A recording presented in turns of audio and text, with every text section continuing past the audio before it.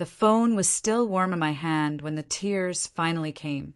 I'd just heard my own mother tell me she couldn't handle the responsibility of watching my children while I underwent chemotherapy. My kids, her grandchildren, were apparently too much of a burden during the fight of my life. I sank down onto the kitchen floor, back against the refrigerator covered in my children's artwork, and let myself cry for exactly 5 minutes. That was all the time I could spare for self-pity. I'm Sarah Mitchell, 42, single mom to Emma, 9, and Liam, 6. 6 weeks ago, I found the lump during a shower. 2 weeks ago, I got the diagnosis. Stage 3 breast cancer with lymph node involvement. The oncologist's treatment plan was aggressive. Surgery followed by 16 rounds of chemotherapy. My first thought wasn't about losing my hair or feeling sick. It was, who's going to take care of my kids? I work as an administrative assistant at a small accounting firm. My boss had been surprisingly supportive, offering flexible hours and remote work options when possible. But I couldn't work and parent and fight cancer all at once. Something had to give. My ex-husband lives across the country with his new wife and their baby. He sends child support payments, usually late, and calls the kids on birthdays and sometimes holidays. When I told him about the diagnosis, he'd sounded genuinely concerned, but said they were in the middle of buying a house and couldn't possibly take the children right now. He promised to figure something out soon. I knew what that meant, so I called my parents. They're both retired, living just 30 minutes away in the same house I grew up in. Dad plays golf 3 times a week. Mom is in 2 book clubs and a gardening society. They take 1 big vacation every year and several smaller trips to visit friends. They have the time. They have the space. They have the resources. What they didn't have, apparently, was the willingness. "Sarah, you know we love the kids," Mom had said, her voice carrying the familiar tone of rehearsed regret. "But at our age, we just can't handle that kind of responsibility for months on end. You need to find someone younger, with more energy." "I have cancer, Mom," I'd said, the words still strange in my mouth. "I'm not asking for a favor. I'm asking for help." "And we'll help in other ways," she'd replied quickly. "We can contribute financially. Maybe help find a nanny service." That's when Dad had taken the phone. "Listen, Princess, your mother and I have worked hard our whole lives. We've earned this retirement.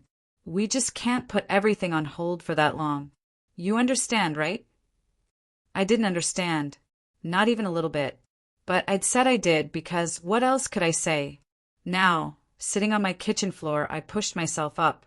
The kids would be home from school soon, and I needed to look like I had answers, not questions. The truth was, I had decent health insurance through work, but not the kind of savings that would cover full-time childcare for months. The treatment would already put me in debt. Adding childcare would be catastrophic. I made myself a cup of tea and opened my laptop. Maybe there were resources for single parents with cancer that I hadn't found yet. I'd already contacted every official support service in our area.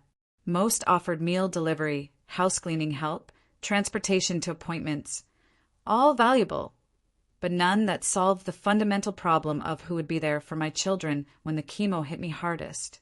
That's when I saw the ad on a cancer support forum. Temporary family care for children of parents undergoing cancer treatment. Experienced foster parents with references.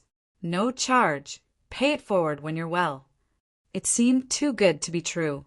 Probably some kind of scam. But I was desperate enough to click. The page loaded to reveal a simple website with photos of a middle-aged couple standing in front of a charming farmhouse. Robert and Eleanor Granger. Both retired educators, his former high school principal. She a special education teacher. Their own children were grown. They'd been foster parents for 20 years before retiring from that too. Now they offered temporary care for children whose parents were undergoing cancer treatment. There were testimonials from families they'd helped. Links to background checks they'd already completed. A simple application form. And a philosophy statement. Cancer shouldn't mean choosing between treatment and caring for your children. I stared at their smiling faces for a long time.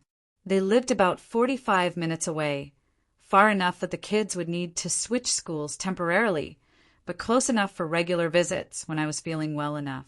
The website said they could take siblings together, had space for up to 3 children, and were willing to accommodate stays from 1 month to 1 year. My fingers hovered over the keyboard. What kind of mother sends her children to live with strangers? The desperate kind, apparently. The front door slammed, followed by the sound of backpacks hitting the floor. "Mom, Liam said there's no Easter bunny, but that's a lie, right?" Emma's voice called out. I closed the laptop. I'd think about it more later. That night, after the kids were asleep, I reopened the website and filled out the application. I told myself I was just exploring options. I wasn't committing to anything. I wasn't failing as a mother. I was being practical. The next morning, I had a response in my inbox. Eleanor Granger suggested a video call that evening. "We believe in being transparent and making connections before making decisions," she wrote. "The children's comfort is the priority." I arranged for the kids to have a pizza and movie night with our downstairs neighbor, Jenny, who was one of the few people who knew about my diagnosis. At 8 p.m., I sat at my kitchen table and clicked the link to join the video call. Robert and Eleanor appeared on my screen, sitting close together on a comfortable-looking couch. Eleanor had short silver hair and wore a bright blue cardigan. Robert was balding, with glasses and a neatly trimmed beard. They looked like everyone's favorite grandparents. "Hello, Sarah," Eleanor said warmly. "Thank you for reaching out to us."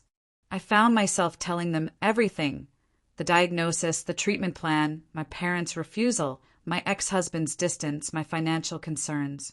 They listened without interrupting, nodding occasionally, their faces showing concern, but not pity. "What are your children like?" Robert asked when I'd finished. The question caught me off guard. Most people wanted to talk more about the cancer or about practical logistics. But I found myself smiling as I told them about Emma's passion for books and science experiments, Liam's endless energy and talent for making friends. I showed them photos on my phone. I told them about Emma's shellfish allergy and Liam's attachment to his stuffed penguin, Waddles. "They sound wonderful," Eleanor said. "We'd like to meet them if you're comfortable with that.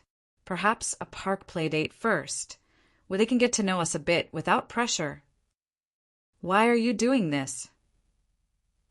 I blurted out. "Helping strangers, I mean. Taking care of other people's children for free." They exchanged a glance, and Robert nodded slightly at Eleanor. 22 years ago, I had lymphoma," Eleanor said quietly. "Our children were 10 and 7 at the time. Not so different from your Emma and Liam. Robert's mother moved in with us for 8 months to help. Without her, I don't know how we would have managed." She paused. "Not everyone has that kind of support. We can provide it now, so we do." By the end of the call, we'd arranged to meet that weekend at a playground midway between our homes. I felt both relieved and terrified. The Grangers seemed genuine, but I was still contemplating leaving my children with people who had been strangers to me just 24 hours earlier. I hardly slept that night, researching everything I could find about the Grangers. Their backgrounds checked out perfectly. Robert had indeed been principal at Lakeside High School for 17 years before retiring. Eleanor had taught at the elementary level for 25 years. They'd been licensed foster parents in good standing. They had glowing references from community members and former colleagues. The playground meeting went surprisingly well. I'd been nervous about how to explain the situation to Emma and Liam, but the Grangers suggested presenting it as simply as possible. "Kids understand more than we give them credit for," Eleanor had advised over the phone, "but they need information in ways they can process."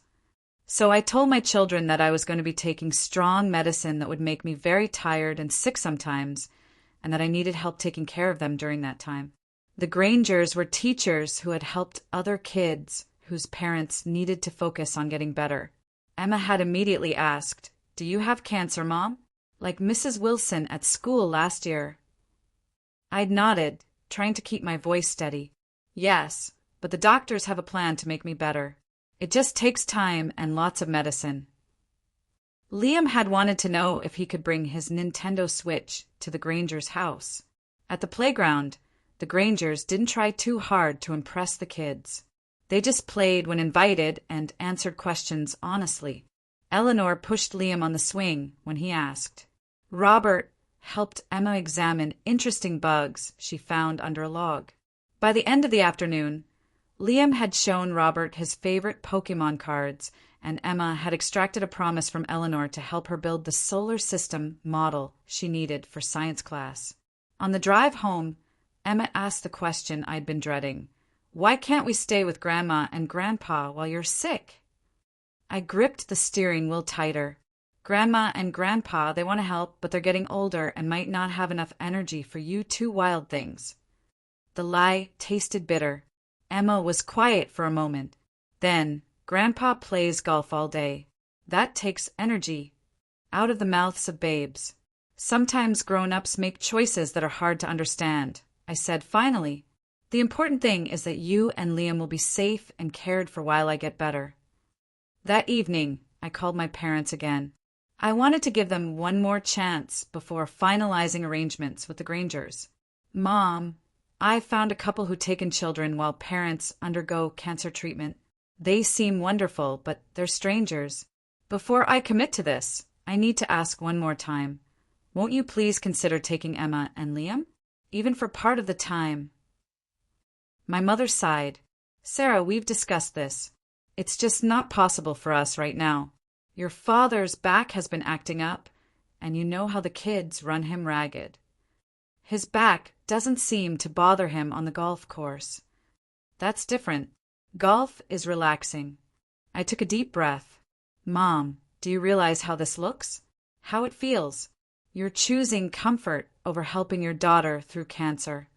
That's not fair, Sarah. We raised you. We put you through college. We've done our part. I hung up without saying goodbye. Then I emailed the Grangers to accept their offer. The next few weeks were a blur of preparations, medical appointments and paperwork, school transfers and packing, explaining to Emma and Liam what to expect. The Grangers visited our apartment twice more, getting to know the children's routines and preferences. They brought a photo album showing their house, the bedrooms the kids would use, the backyard with its treehouse, the sunny kitchen where Eleanor liked to bake. My surgery was scheduled for a Monday. The plan was for the children to move in with the Grangers the weekend before.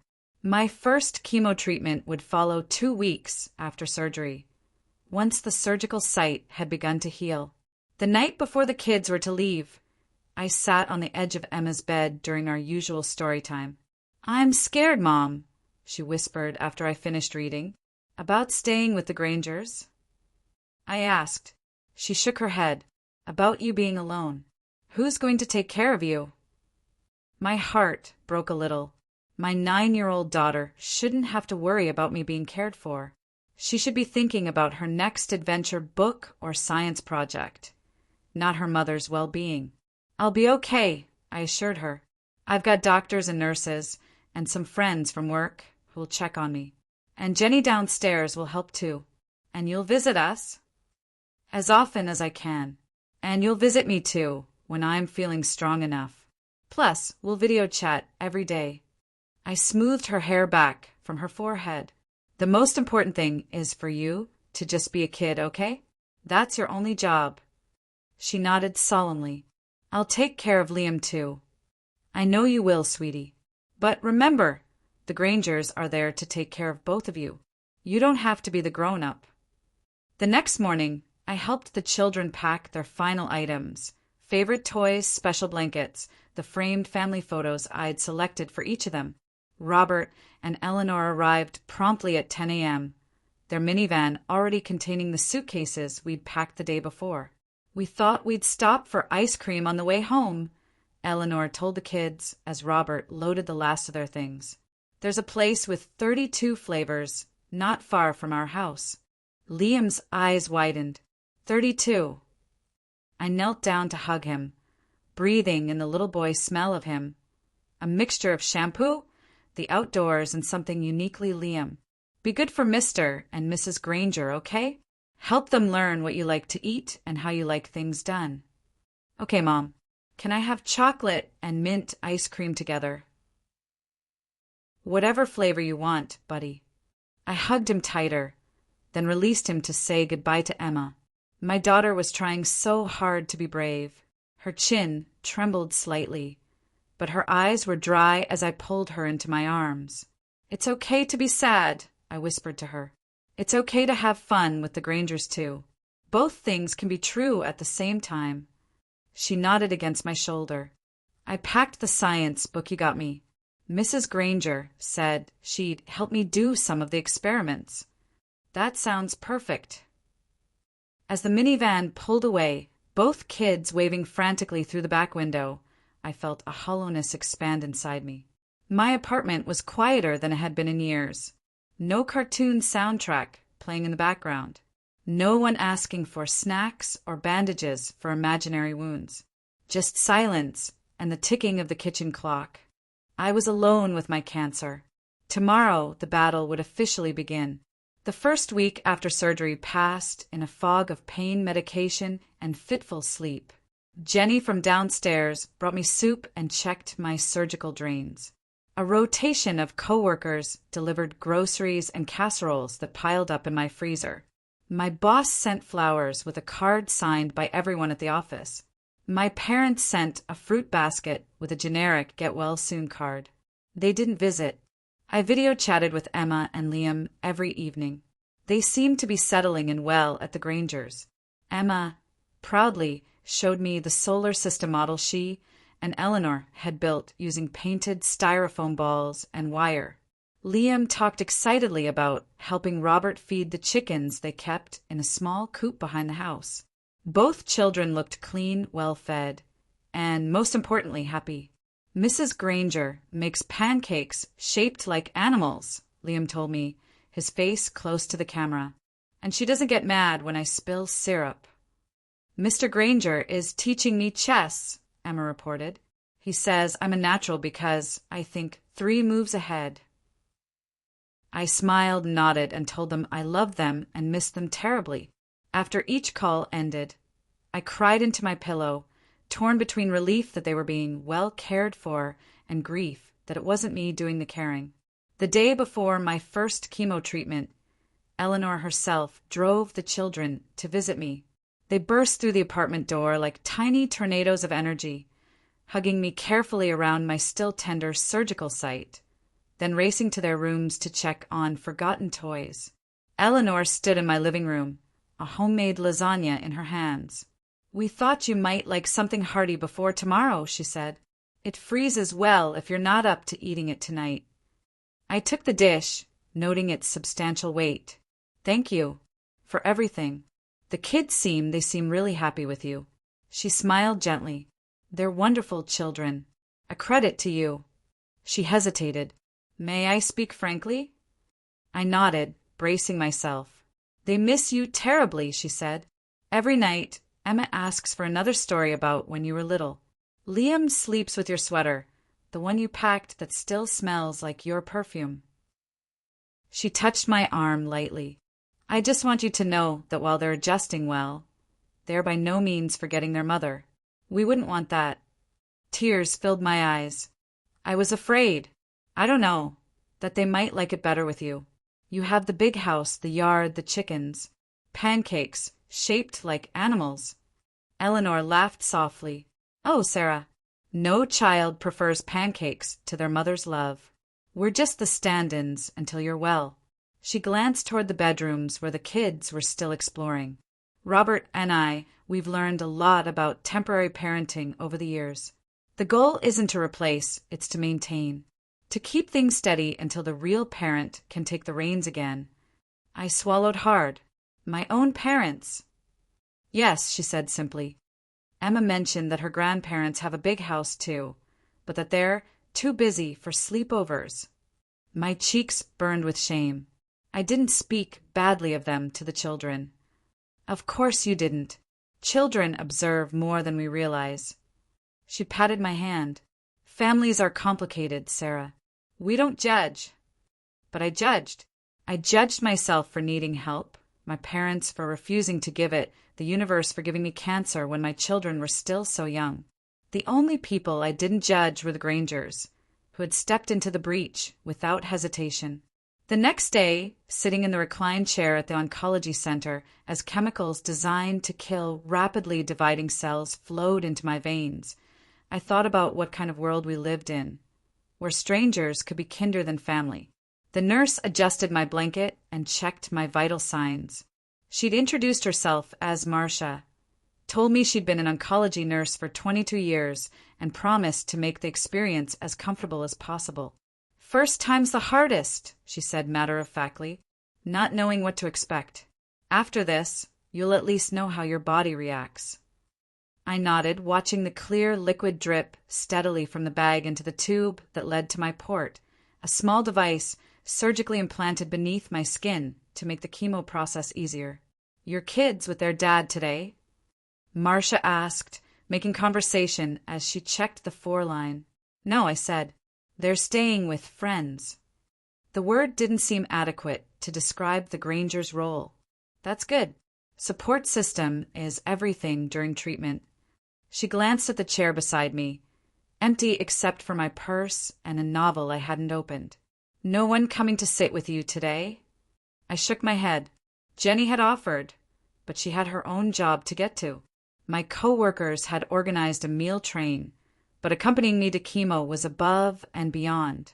My family isn't local, I lied. It was easier than the truth. Marcia patted my shoulder. Well, you're part of our family now. The Cancer Club. Nobody wants to join, but we take good care of our members. I managed to smile. Thanks. 3 hours later, I left the center feeling surprisingly normal. The anti-nausea medications they'd given me seemed to be working. Maybe this wouldn't be as bad as I'd feared. I treated myself to a sandwich from my favorite deli on the way home, feeling almost optimistic. By midnight, I was curled around the toilet, violently ill, every cell in my body seeming to revolt against the poison that had been introduced to save me. The nausea came in waves, accompanied by bone-deep fatigue unlike anything I'd ever experienced. When the sun rose, I was still on the bathroom floor, too weak to make it back to bed. I reached for my phone and did something I'd promised myself I wouldn't do. I called my mother.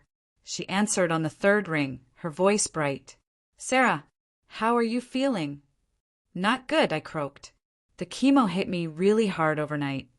Oh, that's too bad, she said, her voice dropping to a more appropriate level of concern. I'm sure it will get better. Mom, I said, my voice breaking. I think I need help. Just for today. I can't even get up off the bathroom floor. There was a pause. Oh, Sarah, Dad and I are actually on our way out the door. We have that couple's retreat in the mountains this weekend, remember? We've had it planned for months. I didn't remember because she hadn't told me. Or maybe she had, and had gotten lost in the fog of my diagnosis and treatment planning. Right, I said. Of course. Have fun. We'll call you when we get back on Sunday, she said. Try drinking ginger ale for the nausea. That always helped when you were little. After we hung up, I lay on the cold tile floor and let the tears come. Not just for today's abandonment, but for a lifetime of my needs being secondary. I thought about all the times I'd rearranged my life to accommodate my parents, the school events I'd scheduled around their convenience, the holidays spent the way they preferred, the career decisions influenced by their opinions. I thought about how, when I'd gotten pregnant with Emma while still dating her father, my mother's first concern had been what the neighbors would think. Using the sink for leverage, I pulled myself up. My reflection in the mirror was ghastly, pale skin, dark circles under my eyes, the surgical site still an angry red beneath my pajama top. But I was upright. I made it to the kitchen, found some crackers and ginger ale, and managed to keep them down. I texted Jenny, who promised to check on me after work. I called the oncology center, and they adjusted my anti-nausea medication protocol for next time. I survived that first day and the days that followed. The pattern became familiar. A day or two of violent illness after treatment, a few days of extreme fatigue, then a week of gradual improvement before the next round knocked me down again.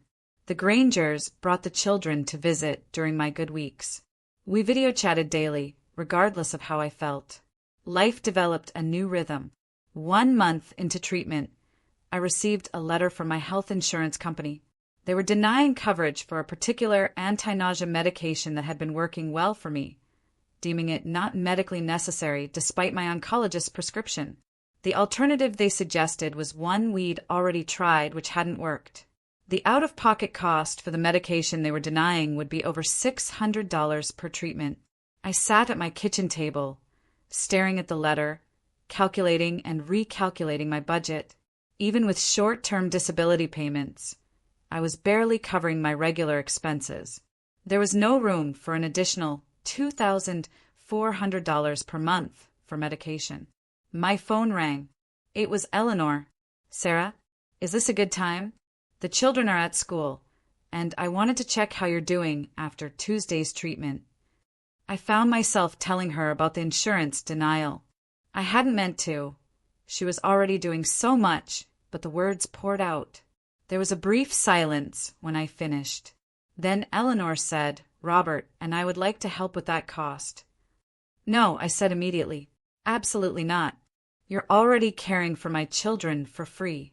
I can't accept money to—" "Sarah," she said gently, "what good is it to beat cancer if you suffer needlessly along the way?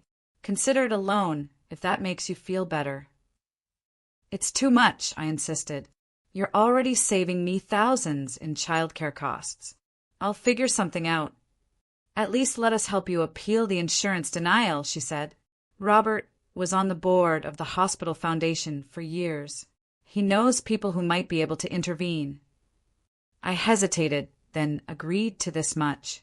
Fighting insurance was yet another task I had no energy for. 2 days later, Robert called. He'd not only initiated an appeal, but had also arranged for the medication to be provided at a steep discount through a patient assistance program until the appeal was resolved. The relief was overwhelming. "I don't know how to thank you," I said, my voice thick. "Just focus on getting better," he replied. "That's all the thanks we need." That night, I made a decision. I updated my life insurance policy, which I'd taken out when Emma was born, to name the Grangers as secondary beneficiaries after my children. If the worst happened, they would receive a portion of the payout to help with raising Emma and Liam. I couldn't repay their kindness directly, but I could ensure they'd have support if they ended up with a longer commitment than they'd bargained for. Halfway through my treatment regimen, I began losing my hair in earnest. I'd been prepared for this. The oncologist had warned me it would likely happen around the 3rd or 4th treatment. Still, watching clumps come out in my hands during a shower was jarring. I called the hairdresser who'd been cutting my hair since college and made an emergency appointment. "Buzz it all off," I told Tanya when I arrived. "I'm tired of finding it on my pillow." She nodded, her eyes kind. "Want a glass of wine first? It's 5 o'clock somewhere." I shook my head. "Better not with the meds I'm on." I touched my thinning hair. "Just do it quickly, okay?" Tanya covered my clothes with a cape and got to work. As the electric razor hummed and the last of my hair fell away, I kept my eyes closed. I didn't want to watch. "All done," she said finally. "Want to see?" I opened my eyes and stared at the stranger in the mirror. Without hair, my face looked different, more angular, my eyes larger, my cheekbones more prominent. I ran a hand over the smooth skin of my scalp. "What do you think?" Tanya asked hesitantly. "I think," I said slowly, "that my skull shape is actually pretty nice." She laughed in relief. "You're rocking it, honestly. Not everyone can pull off this look." I left the salon with a lighter head and a bag containing 3 soft caps for when I felt cold and a silky scarf for when I wanted to feel more feminine. I decided against a wig too hot, too itchy, too much effort for a temporary situation. That weekend, when the Grangers brought the children to visit, I was nervous about their reaction. I'd warned them on our video calls that my hair was falling out and would be gone soon, but seeing it in person would be different. Liam's eyes widened when I opened the door. "Whoa, Mom. You look like my friend Jacob's dad, who's in the army." I laughed. "Is that a good thing or a bad thing?" He considered this seriously. "Good, I think. Jacob's dad is super strong." Emma was more tentative. "Does it hurt?" she asked, reaching out a hand, but stopping short of touching my scalp. "Not at all," I assured her. "It's actually easier than having hair right now. No washing, no brushing, no haircuts." She nodded, processing this. Then she reached into her backpack and pulled out a small package wrapped in homemade paper decorated with stars. "Mrs. Granger helped me make this for you," she said, handing it to me. I unwrapped it carefully. Inside was a knitted beanie in my favorite shade of teal, soft and stretchy. "Mrs. Granger taught me to knit," Emma explained, suddenly shy. "I did most of it myself, but she helped with the hard parts." I slipped the beanie over my smooth scalp. It fit perfectly. "How do I look?" I asked. Emma smiled. "Beautiful, Mom." Later, after the kids had gone to bed in their old rooms, Eleanor and Robert were letting them stay overnight since I was having a good week. I sat with Eleanor at my kitchen table. 2 cups of herbal tea steamed between us. "Emma is quite the knitter now," I said. "She's never shown interest in that before." Eleanor smiled. "She wanted to make something for you. We tried a few crafts before landing on knitting. She's very determined when she sets her mind to something." "Like her mother," I said ruefully. "For better or worse?" "Definitely for better." Eleanor sipped her tea. "She talks about you constantly, you know. 'My mom says this, and my mom does that.' You're still very much the center of her world." I traced the rim of my mug with a finger. "And my parents are still very much absent from it," I said quietly. "They haven't visited once since the diagnosis. They send gifts to the kids occasionally, delivered to your house, since they're not even coming here, but no actual presents." Eleanor was silent for a moment. "May I ask you something personal?" I nodded. "Were they always this way? Or is this new behavior?" I considered the question, searching for honesty rather than bitterness. "They were always selective in their support," I said finally. "Available when it was convenient or visible to others. My graduation, my wedding, they were front and center, taking credit. But the daily grind of parenting? The messy, thankless parts? They were always too busy." I shook my head. "I don't know why I expected cancer to change that pattern." "Because it should," Eleanor said simply. "Because you're their child and you're suffering, and that should transcend convenience." Her words landed like a bomb on an open wound. For months, I'd been making excuses for my parents in my mind. They were older, they were set in their ways, they had their own lives. Hearing Eleanor state so plainly what I'd been afraid to acknowledge was both painful and liberating. "What's strange," I said, "is that I still love them. I'm still hoping they'll show up somehow." Eleanor reached across the table and squeezed my hand. "Of course you do. They're your parents. We don't stop loving people just because they disappoint us." 3 more months passed. 8 rounds of chemotherapy became 10, then 12, then 14. The oncologist was pleased with my response. The tumor markers in my blood were decreasing steadily. My body was battered, but fighting back. The routine with the Grangers had become comfortable. The children spent every other weekend with me when I was feeling well enough. I joined them at the Grangers for Sunday dinner when I could. Robert and Eleanor had become more than caretakers. They were partners in this journey, extensions of our family. My parents remained distant. They called occasionally, always with excuses about why they couldn't visit. The weather was bad. Dad's back was acting up again. They were concerned about germs with my compromised immune system. The excuses piled up like autumn leaves, insubstantial individually, but suffocating in their accumulation. After my 15th treatment, with just 1 more to go, I received unexpected news. My ex-husband called. "Sarah, how are you feeling?" David asked, his voice tentative. "Better," I said truthfully. "Almost done with treatment. The prognosis is good." "That's great news. Really great." He paused. "Listen, Jennifer and I have been talking. We think it might be good for the kids to come stay with us for a while after you finish treatment. Give you time to recover fully without having to jump right back into full-time parenting." I gripped the phone tighter. The kids are with friends right now, not me. They haven't been with me full-time since the diagnosis. "Oh." He sounded genuinely surprised. "Your parents didn't take them?" "No," I said shortly. "They were too busy." "That's wow. I'm sorry, Sarah.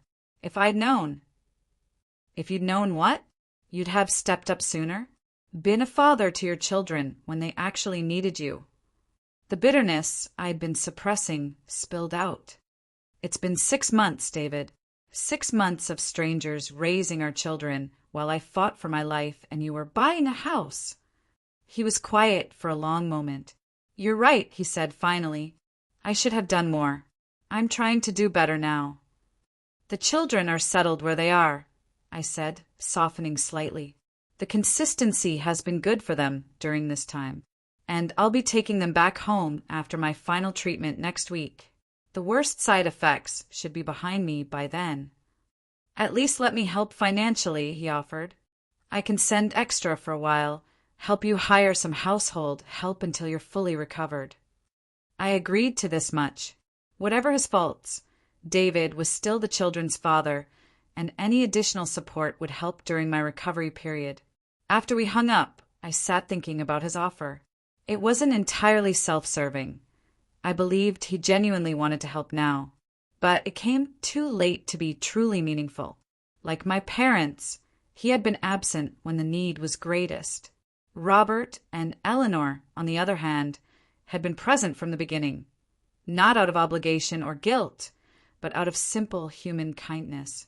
They had shown up day after day, caring for my children, supporting me, asking for nothing in return. They had demonstrated what family should be, regardless of blood relation. My final chemotherapy treatment fell on a Tuesday. To my surprise, Eleanor asked if she could accompany me. "The children are in school," she said, "and I thought you might like some company." I accepted gratefully. As we sat in the oncology center, Eleanor produced a small gift bag. "A little something to mark the occasion," she said. Inside was a delicate silver bracelet with a single charm, a small but perfect oak leaf. "The oak is a symbol of strength and endurance," Eleanor explained, "which you have demonstrated abundantly." I fastened it around my wrist, blinking back tears. "I don't know how I'll ever repay you and Robert for everything you've done." Eleanor shook her head firmly. "You don't repay kindness, Sarah. You pass it on when you can. That's how the world works, or how it should work, anyway." As the final dose of chemotherapy dripped into my veins, I thought about the strange journey of the past 6 months, how the people I had expected to support me had failed, while strangers had become family, how my own parents had revealed the limits of their love, while the Grangers had shown that love could be limitless and unconditional. 2 weeks after my final treatment, when the worst of the side effects had passed, I brought the children home permanently. The apartment seemed smaller after their time in the Grangers' spacious farmhouse, but they settled back in with surprising ease. "It's good to be home," Emma said as she arranged her books on her shelf. "I missed our place. Even though the Grangers have the tree house and the chickens?" I asked. She nodded seriously. "Those things are nice to visit, but home is where you are, Mom." The transition wasn't without challenges. I was still tired more easily than before. The children had grown and changed during their time away. Liam had learned to tie his shoes. Emma had developed strong opinions about environmental conservation. There were moments of adjustment on all sides, but there were also new traditions. Sunday dinners at the Grangers continued. The children spoke daily with Grandma Eleanor and Grandpa Robert, as they had taken to calling them. Our little family had expanded in the most unexpected way. 1 month after the children returned home, my phone rang. It was my mother. "We'd like to take the children for the weekend," she said without preamble. "Your father and I feel like we've missed so much time with them." I was silent for so long that she prompted, "Sarah, are you there?" "I'm here," I said finally. "I'm just surprised by the timing of your offer." "What do you mean?" "I mean that I needed you 6 months ago when I was starting chemotherapy. I needed you when I was vomiting for days, too weak to get off the bathroom floor. I needed you when I was terrified I might not live to see my children grow up." My voice was steady, not angry but clear. "And now that the crisis has passed, now that I'm in recovery and managing on my own again, now you want to help." "That's not fair," my mother protested. "We weren't in a position to take on that kind of responsibility then. We're just trying to be good grandparents now." "The thing is, Mom, the children already have good grandparents. They're not biologically related to us, but they showed up when it mattered. They took on the responsibility you refused." "Those people are strangers," my mother said dismissively. "We're family." "Family is as family does," I replied. "The Grangers treated us like family when you wouldn't. So no, you can't take the children this weekend.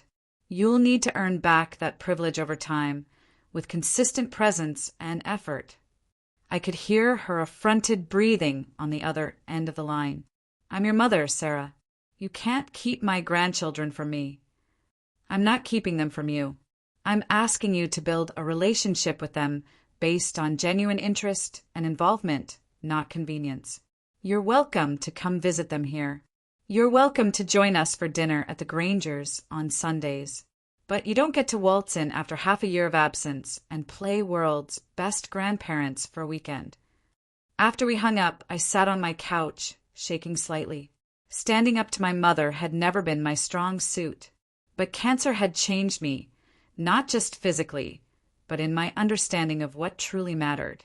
Life was too precious, too fragile, to waste on relationships that caused more pain than joy.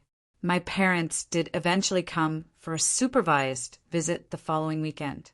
It was awkward and strained, but it was a beginning. Whether it would grow into something meaningful remained to be seen. The Grangers, meanwhile, had become permanent fixtures in our lives. When I returned to work full-time, they continued to help with after-school care 2 days a week. They attended Emma's science fair and Liam's soccer games. They remembered birthdays and helped with homework and stitched up torn stuffed animals. On the 1-year anniversary of my diagnosis, now in full remission according to my oncologist, I invited the Grangers to dinner at my apartment. After the children were in bed, I showed them the updated life insurance policy. "I've named you as secondary beneficiaries," I explained. "If anything happens to me before the children are grown, you'll receive funds to help with their care." Eleanor's eyes filled with tears. "Oh, Sarah, that's not necessary. We didn't help you to gain anything." "I know that," I said, "and I hope you'll never need this. But it gives me peace of mind to know that if the worst happens, the people who will raise my children will have the resources to do it well." Robert cleared his throat, clearly moved. "We're honored by your trust," he said simply. I touched the oak leaf charm on my bracelet. "You taught me something important this year. Family isn't just about DNA or obligation. It's about who shows up, who stays, who holds space for you at your worst, and helps you find your way back to your best." Eleanor reached for my hand. "And that's a lesson your children have learned too, watching you navigate this journey with such grace." That night, after the Grangers had gone home and the apartment was quiet, I sat in the dimness of my children's bedroom, watching them sleep. Emma with her arm flung dramatically above her head. Liam curled tightly around Waddles the penguin, their peaceful faces illuminated by the glow of the night light. Cancer had taken so much from me. My energy, my hair, though it was growing back, curly where it had once been straight, my sense of invulnerability. But it had given me something too, a clearer vision of what mattered. The courage to set boundaries with people who harmed more than they helped. even if they were family. The humility to accept help from unexpected sources. The wisdom to recognize true kindness when it appeared. I had given my life insurance to strangers who had become family. But the Grangers had given me something far more valuable. They had given my children stability during chaos, joy during sorrow, and a model of what love looks like when it's unconditional. They had given me the chance to focus on healing without worrying about my most precious responsibility. They had given me my life back, and that was a gift beyond measure.